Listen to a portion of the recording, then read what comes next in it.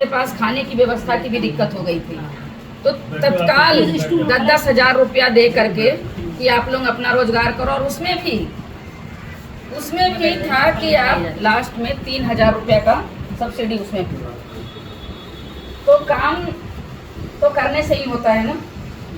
फसल बीमा योजना, कई सारी महिलाओं के लिए, देखिए महिलाओं के लिए कितना बड़ा व्यवस्था दिए मोदी जी। 33% हर एक तीसरे सीट पे लोकसभा में दिखनी चाहिए। जैसे हम सबका संगठन है, इसमें भी 33% महिलाएं रहेंगी। निगम में 50% महिला है ना। बेटियां क्या कर सकती हैं? बेटी बचाओ बेटी पढ़ाओ के तहत बेटियां क्या कर सकती हैं?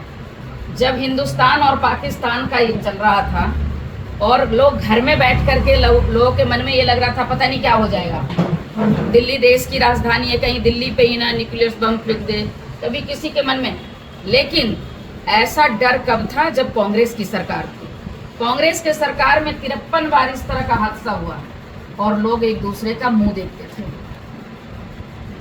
उनको इतना चिंता नहीं था कि हमारे देश में क्या हो सकता है। लेकिन जब से देश के प्रधानमंत्री नरेंद्र मोदी जी बने हैं, कोई भी संकट आया डट के मुकाबला लिए, सेनाओं को फ्री हैंड छोड़े। और देखे होंगे कि भारत की 2 बेटी जा करके पाकिस्तान में 9 जगह पे आतंकवादियों के सिस्टम को विफल करके आई। तो ये कितनी बड़ी बात है। बेटियां फ्लाइट भी उड़ा रही हैं, बेटियां आज रेलगाड़ी भी चला रही हैं, देश की प्रधानमंत्री रही, अभी राष्ट्रपति हमारी बेटी हैं, मुख्यमंत्री हमारी बेटी हैं। तो मतलब हम ये नहीं कर सकते कि महिलाएं कुछ नहीं कर सकती हैं। महिलाएं बहुत कुछ कर सकती हैं। इसलिए हम लोग को अपनी बेटियों को पढ़ाना चाहिए। अगर हम कहते हैं बेटी हो गई तो बेटी नहीं हो गई तो हमारे बेटे की बहू कहाँ से आएगी? और हम क्या हैं? हम क्या हैं? ये सोचना हमें बहुत जरूरी है, क्योंकि जगत की जननी है तो बेटी ही है। तो हम लोग को बेटी बचाओ बेटी पढ़ाओ पे भी बहुत ध्यान देना चाहिए। अब तो बहुत डेवलप हो गया। पहले होता था, हरियाणा में सुनते थे, कई स्टेट में सुनते थे, बेटियों की संख्या कम हो गई। आज बेटियों की संख्या बेटे से ज़्यादा हो गई है। पहले 1000 800 कुछ बेटियां हो गई थी, आज 1000 बेटे पे 1020 बेटियां हैं, जो सर्वे रिपोर्ट में आया है। तो इस तरह से हम सबको मिलकर के काम करना चाहिए। ऑपरेशन सिंदूर आपको बताई दिए, 9 जगह आतंकवादी का वो ये हुआ, जनधन योजना, ये सब शौचालय बताइए, 9 करोड़ 12 करोड़ शौचालय देश में, जो लाल किला से कहते हो कि शौचालय की चिंता करनी चाहिए। कल हम देख रहे थे, आप लोग सब देखे होंगे, शौचालय के लिए कितना प्रॉब्लम आता है उसके घर में। और शौचालय बनाते हैं तो गांव वाले तोड़ देते हैं कि अच्छा इसकी बेटी शौचालय में जाएगी, घर में संडास बनाएंगे।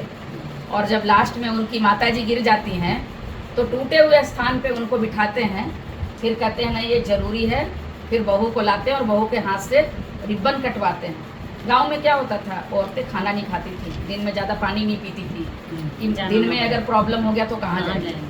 तो ये स्थिति थी, उस कारण औरतें बीमार भी होती थी और औरतों की मरने की संख्या ज़्यादा थी उस टाइम। अब बहुत अच्छी व्यवस्था प्रधानमंत्री जी के उसमें हुआ है। अयोध्या का राम मंदिर बनना, कोई हम लोग अपने जीवन में सोचे थे कि हमारे जीवन काल में राम मंदिर बनेगा? अच्छा आप लोग सोची थी क्या? कितने लोग राम मंदिर देख के आए? नहीं गए देखने? जरूर देख करके आइएगा, जरूर देख के आइएगा। और मनोज पंडित जी हमारे है ना। और बहन जी जब देखिएगा ना, तो जो राम जी की मूर्ति है तो 6 साल के बालक की मूर्ति है, तो जब नज़र मिलाइएगा तो आपकी आंखों में आंसू आएगा और लगेगा कि ये वही राम हैं जिनके लिए 500 साल से केस चल रहा थे। और मोदी जी के नेतृत्व में ये मंदिर का निर्माण हुआ और अब मथुरा की बारी है। तो आप लोग एक बार जरूर जाइएगा और राम जी के दर्शन करके आइएगा। ऐसे बहुत सारी योजनाएं हैं, मैं अपनी वाणी को विराम देती हूँ। थोड़ी बहुत बचे कुछ पटेल जी भी कुछ नहीं भाषण नहीं करना। अगर